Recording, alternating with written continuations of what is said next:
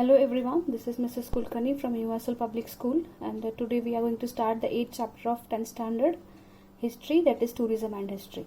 Okay, as the topic itself is very interesting, everybody likes traveling, so the tourism, and before proceeding in this 10th history tourism, let us revise whatever we have studied in the 9th standard geography.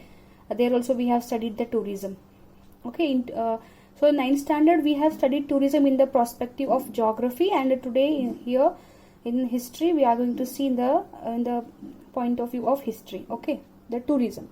See, the basic thing is that what is tourism? Tourism is like traveling from one place to another place with a particular purpose or with a specific purpose. So if you see in the last year 9th standard we have seen the geography, that is how the geography has impact on the tourism. Okay, so the tourism based on the geography, like you can visit beach, the mountains, okay, and you have some different natural places, the man-made places, historical places. Okay, how geography was impacting on the tourism and how exactly the tourism was affecting the economy of the country. So that we have seen in the last year 9th standard, isn't it? So here in the 10th standard also we are going to see about the tourism, but in the perspective of history. Okay, so what earlier the people used to do, okay, how they used to travel, so everything that we are going to see in this. So what are the things we are going to study in this chapter is tourism in the past, okay, types of tourism, the development of tourism, conservation and preservation of historical places, and the professional opportunities in the tourism as well as hospitality industry. Okay, the basic thing is that what is tourism? As already we have discussed, tourism can be defined as traveling to visit places in distant regions for a specific purpose. Okay, so if you are moving from one place to another place with any purpose, so that is called as tourism. Like if you want to go for business purpose, or if you want to take some medical health related visit, or then if you are going for the vacation, even that is also tourism. Then if you are going for the sports, okay, so the different types of tourism also that we are there. But the basic concept is that if you are traveling from one place to another place with a specific purpose, then that is called as tourism. Okay, and how people used to travel, how exactly the tourism used to happen earlier? Because nowadays if you see, tourism has developed a lot. And for example, if I want to travel at some place, so I have plenty of websites. I have many tourism agencies, agents, like I have Make My Trip, Make My Trip, Redbus, okay, Thomas Cook, then Travel Guru. So these are the websites, and you have different agencies like Kesari, Vina World, Musafir. So nowadays we have plenty of resources where they can organize, they can arrange, so starting from your ticket to the how you travel, the mode of transport, then from your hotel, where you accommodate, where you stay, then your food, then what are the places you are going to visit, the sightseeing, and they are providing the guides also. They are giving the detailed information, and they are bringing you back to your home, okay, hometown. So till we have lots of facilities nowadays in the field of tourism.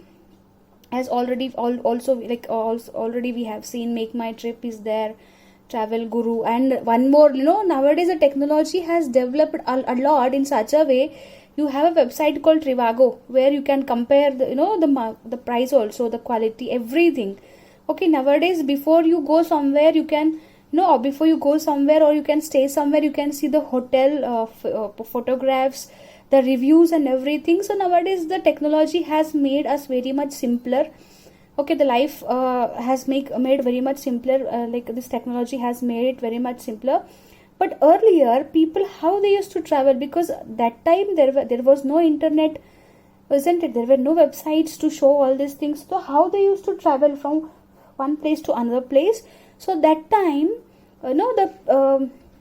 the different travelers, olden days, the different travelers used to travel from one place to another place, and they used to document their experience in their diaries, or they used to make a documentaries.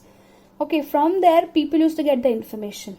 Okay, this is how the tourism like used to happen in the past, where the different technologies were not available that time. What they used to do, the different travelers, okay, now you're going to study further in your chapter the different travelers. So those people used to travel the different countries, and they used to document their experience, whatever they have seen, the social life, cultural life, everything they used to document in their diaries, and those diaries are given as the reference to the people, where people can refer them and plan their traveling. Okay, then in the later half of 19th century, the name Thomas Cook is noteworthy in the context of tourism history. Earlier, people used to refer the documentaries of the travelers, and later in the half of the 19th century, the name Thomas Cook has become very famous. Why? Because he organized the trip by railways from Leicester to Logberg for about 600 people. Later, he was successful in organizing the round trip of Europe. So that time he was the first person who took the initiative to arrange the traveling facilities to the people. So first time he took the railway trip of 600 people, then later he arranged a successful Europe trip, and eventually he established a traveling agency selling the tourist tickets. This early venture of Thomas Cook opened the doors for the development of modern tourism. Okay, so he was the basic, he gave the foundation to this, whatever nowadays we can say the tourism industry. Okay, the agencies. So he was the founder of that. He like first time he started, and nowadays if you go to see also, you can get a website on the name of Thomas Cook. Okay, it's very famous one.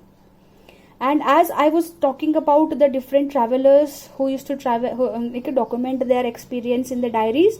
So now we are going to see about the different 3 to 4 travelers, and the question can be asked on them. The first among them is Benjamin Oftud. Okay, the Benjamin Tedula is known as the first European traveler or discoverer.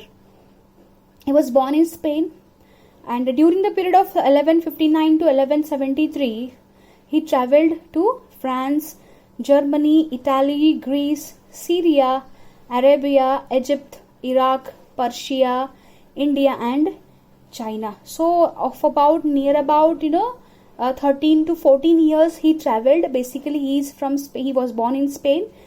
He traveled for near about 13 to 14 years. So during his traveling he covered the different countries like France, Germany, Italy, Greece, Syria, Arabia, Egypt, Iraq, Persia, and India, and he maintained the diaries of the accounts of his travels. Wherever he used to visit, he used to maintain the diaries, whatever his experiences, so everything he used to note down in that. His diaries are viewed as important historical document. Okay, the next is your Marco Polo. Marco Polo is an Italian traveler of 13th century who introduced India, especially China, to Europe. He stayed in the China for 17 years. Okay, so the first one was he was from Spain, and Marco Polo is from Italy. Okay, he was Italian traveler. So he introduced Asia to Europe, especially China. So he stayed in China for 17 years, and he wrote about the flora and fauna, social life, cultural life, and trade systems of Asia. Flora is plant system, fauna is animal system, then the social life, cultural life of the Asian people, and different types of trade systems of Asia.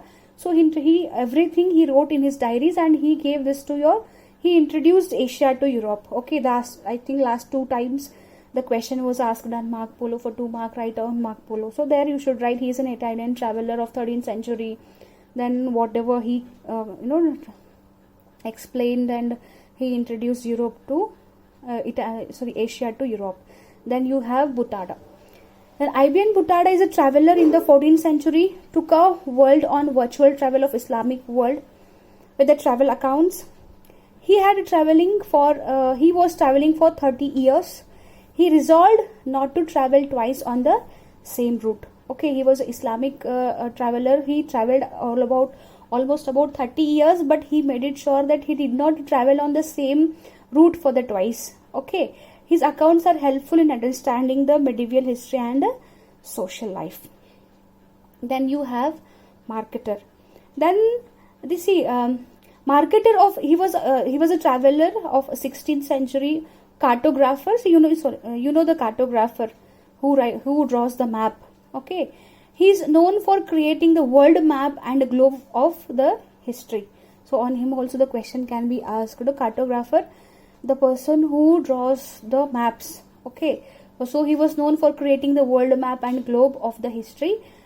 His work proved to be very useful for navigation around the world. So if you want to travel from one place to another place, the maps are very important. So he was the creator of map and world globe. Okay. Then you have next is types of tourism. See, till now we have seen what is tourism. Earlier, how the people used, the past people, how they used to travel, how they used to plan their tour and everything. And next we are going to see about the types of tourism. Okay, the types of tourism is basically the reason for which the people are traveling. If you're traveling for the only for vacation, okay, or if you're traveling for the particular purpose, like if you're going for the business, or if you're going for agricultural thing, or if you're going for the medical purpose. So depending on the specific types, like the reason, the different types of tourism has been categorized. These days tourism has become an independent field of local, interstate, national and international business. Okay, this nowadays tourism has become a business. If you see in the ninth standard, if you see in the ninth standard also, we have studied about the geography. In geography we have studied about the tourism, how exactly tourism is leading to the business, how it affects the economy, isn't it? So the desire to visit national and international monuments, places of historical importance and natural beauty, ancient centers known for handicrafts, pilgrim centers, industrial centers and sites of various development projects, etc., promotes tourism. So in the 9th standard geography also we have seen the different geographic factors effects on tourism, isn't it? The natural beauty, historical importance, handicrafts, pilgrims centers, okay, industrial visits, sports, agriculture. So these all things promotes tourism. Tourism from all over the world wish to visit natural and man-made sites. Okay, naturals are like beaches, mountains, okay, hills, hill stations. Then man-mades are like historical places, the forts, museums, monuments and etc., which offers a delightful and awe-inspiring experience.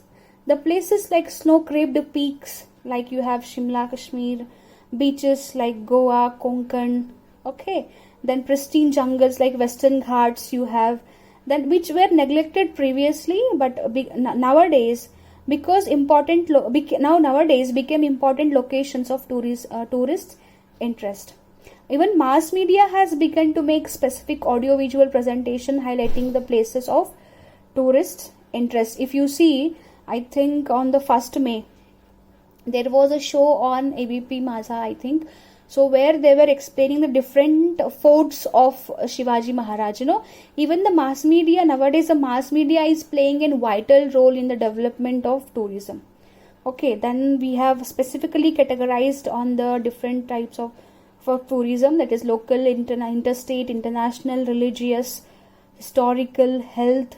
Then you have science tourism, agro-tourism, sports, and the tourism based on special events. And now we are going to see everything one by one. Okay, local and interstate tourism. So this kind of tourism is not very overwhelming because it is within the one's own country and it does not cause difficulties of languages.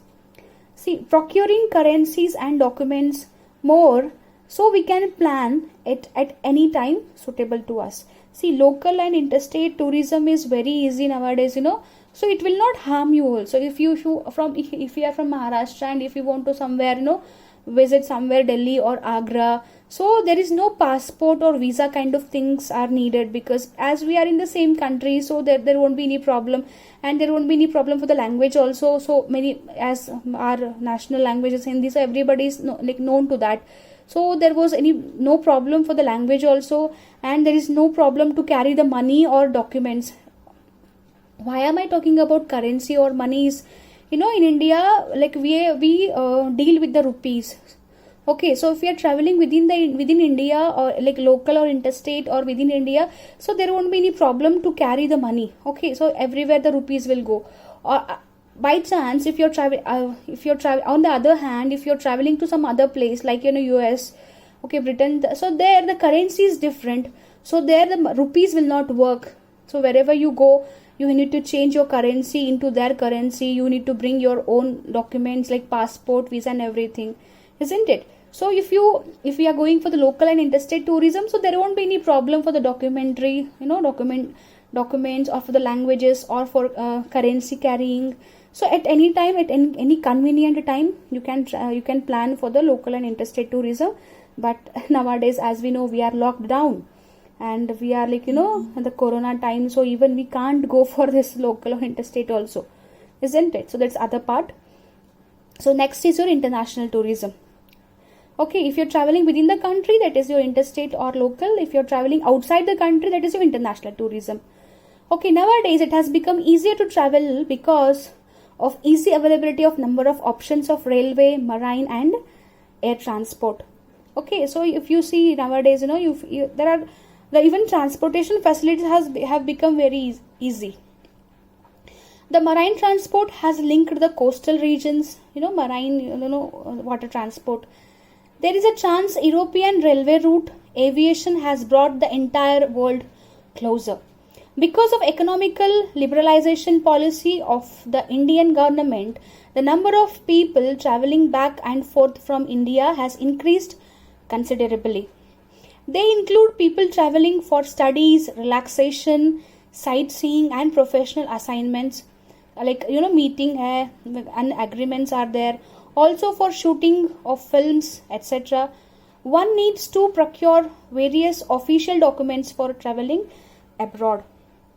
See, the thing when it comes for the international tourism, the first factor which matters is your documents. Okay, so if you're traveling from one place to another place, you should carry the documents.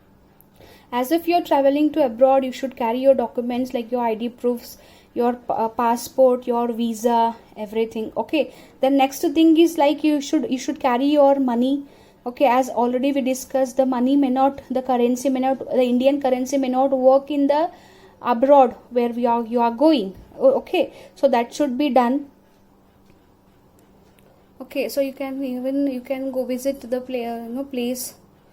The traveling on depending on the different purposes, like study purpose, as many people are going for doing MS. Okay, for relaxation, for sightseeing, and the professional assignments, like as the different the foreign companies are located in India, and Indian companies are located in foreign.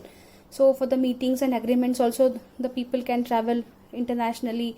And for the most entertaining purpose is your shooting of the films. Okay, for shooting of the films also, the different international sites or can be decided. So that also promotes international tourism. As we discussed in 9th standard, why we should promote international tourism, because see, as we have discussed in 9th standard, if the foreign people come to India, then their currency come to us, isn't it? The best example of like last time we have seen, if we are visiting to Taj Mahal, then assume, for example, maybe our entry fees is 50 rupees, or if the foreigner is coming, then their entry fees may be 300 rupees, isn't it? So the same, the people are visiting, if foreigner people visit, or if we promote international tourism, then definitely it increases the economy of the country, isn't it? Then we have the historical tourism. This type of tourism is very popular all over the world. Okay, as it gives information about history of the particular region.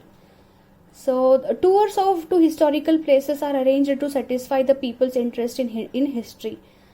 It can be noticed in this context that Gopal Nilakantha Dandekar, a renewed Marathi writer, used to arrange hiking tours to forts in Maharashtra to explore the sites closely linked to the Chhatrapati Shivaji Maharaj and his achievements. Okay, so as we are in Maharashtra, so we know there are different, we have a rich history of Shivaji Maharaj, and we have plenty of forts. So that Gopal Nilakantha Dandekar, he used to arrange historical tours to give the information about the Chhatrapati Shivaji Maharaj and his achievements. And if you see in the PPT, you have Raigad Fort and Murud Janjira Fort. Okay, I think this time you might have visited this place, Raigad. Okay. Then next is your historical tourism. Then here, see, the tour are also arranged to the important historical sites in India, such that the forts of Rajasthan, ashrams of Mahatma Gandhi and Acharya Vinod Bhave, important places related to the Indian War of Independence in 1957, etc. See, not only the history of the different emperors or the kings, even we can know about the history of the different freedom fighters and the leaders also. So if you see the Sabarmati ashram of Gandhiji, the ashram of Vinoba Bhave, then Anandavan, that Baba Amte, so, and the different places you can visit to know the history of, the first Indian War of Independence. So if you visit those kind of places, where if you go there and if you visit, you'll come to know the rich history of India. So that the people who are very much interested in history, so they can go for this kind of tourism. That is your historical tourism. Then next is your geographic tourism. See, geographic tourism is only for the sightseeing, visiting the places where the specific geographic features are there. Okay, so there won't be any specific purpose for this. Okay, the people who loves nature, okay, and who are very much interested in the geography of the earth. Okay, so those people can visit these kind of places. So this type of tourism involves visiting places to observe specific geographic features of the region. It includes various natural and animal sanctuaries, places like Valley of Flowers in Uttarakhand. So if you see the pinkish, that Valley of Flower Uttarakhand. Okay, so this is Valley of Flower in Uttarakhand. Then the various beaches. Then you have different, the mountains. You have different rivers. Okay, so if you see unique geographic wonders like Crater Lake at Lonar. Okay, so the history behind this lake, Lonar Lake, was, so it's in Maharashtra. It was like, then one draft has come and it was fallen on earth. Okay, so that it has made that lake naturally. And if you see the Ranjan Khelge, the naturally curved out cavities of rocks. So this was this is also in Maharashtra. So why this type of, so this is your Ranjan Khelge and this is your Lonar Lake. Okay, and if you see how they have been created, so they were created naturally. So this naturally carved rocks cavity, so they have become like that with the flow of water. The river, as the water of the river flows, so okay, so they have curved the rocks. So because of that, the rocks have took that kind of structure. So if you see, nature has created so many beautiful places, so where the people can go and visit and have sightseeing and chill out. Then next is your health tourism. So tourism, if you are visiting one place to another place for the medical treatment purpose, so that is your health tourism. As already we discussed, India is the providing most cheapest the medical facilities in the world. The best example is your Ayurvedic and dental treatment. People from the Western countries find the health services and facilities in India comparatively cheaper and yet of good standards. Okay, as I already told, if a person in America want to go for a dental treatment, okay, and the amount of money what he is spending there, that is much more. And if the same person is coming to India and if he is taking the dental treatment, so in the same money he can take the dental treatment and he can visit India. So compare the cost of treatment over there. Okay, and it's cheaper and it's of a good standards. Hence, many foreigners prefer to come India to avail the medical facilities and health services. So India is a tropical country where ample of sunlight is available throughout the year. This attracts tourists from countries with the cold climate to India. Availability of facilities for yoga training and therapies based on Ayurveda is one of the more reasons to want to visit India. And if you see, the Ayurvedic treatment of Kerala is very famous. and you have nowadays you have different Ayurvedic centers, yoga centers, okay, like Sadhguru, Ravi Shankar, like Sri Ravi Shankar. Then you have Patanjali, okay, where Ayurvedic treatment can be given along with your medical yoga. Okay, so the foreign people who want to avail the medical facilities or health facilities, so they can travel, they can come over here. So the basic thing is that, the basic concept is that if you are visiting one place to another place with the purpose of taking the treatment, the medical treatment or health facilities, health services, then that type of treatment tourism is called as health tourism, and India is more popular in that. Then you have agro-based tourism. Agro-based tourism is mainly focusing the development of agriculture, the different technologies, the new technologies and methodologies nowadays people are using. So just to encourage that, the agro-tourism are being organized. Agro-tourism, which are also known as agri-tourism, is rapidly developing, especially meant for the urban population, which has very little exposure to rural life and agriculture. Now, Indian farmers are also visiting faraway places like agriculture research centers, agriculture universities, and countries like Israel, where experimentation in advanced technology of agriculture is carried out. See, not only just to introduce the urban people to the rural life, but even to develop the agricultural methodologies, because if you see, India is adopting, still it's adopting the old methodologies of agriculture, with which the production is less. So if we visit the places where especially Israel, where the experimentation is done in the advanced technology of where the agriculture is carried out, okay, so if you are visiting the places just to promote the agriculture, or just to know the different types of techniques which we can adopt in the field of agriculture, then that type of tourism is called as agro-tourism. Okay, even I think in every state arranges the agro-tourism, where you can have a Krishi Mela kind of thing. Okay, then you have sports tourism. This is very interesting kind of tourism. Like, as we see, the cricket matches are going, matches go on, the Olympics and everything. And if you see those matches and those sports will not be conducted at one place. So every year by year the place will be changed. See, for example, if we take the World Cup, cricket World Cup, and if it is happening in Australia, then definitely the Indian fans are traveling to Australia. The basic purpose is to watch sports. Okay, and there we are going to watch the cricket match. But whether we watch only cricket match and come back? No, we go watch the cricket match, and later time we visit some other places also, isn't it? So that is your sports tourism. Sports tourism was developed in the 20th century. There were various sports events organized on the international level, like Olympics, Wimbledon, World Chess Championship, the international cricket tournaments, etc., where the people from the different countries, the people. So as we talk about this sports tourism, so there if the matches are being conducted, then definitely the representative of the different countries may be coming there to to play the matches. And along with that, the viewers are also traveling. And if the viewers are traveling, whether they only watch the matches and come back, no, they go and they even hang out, they sightsee outside also.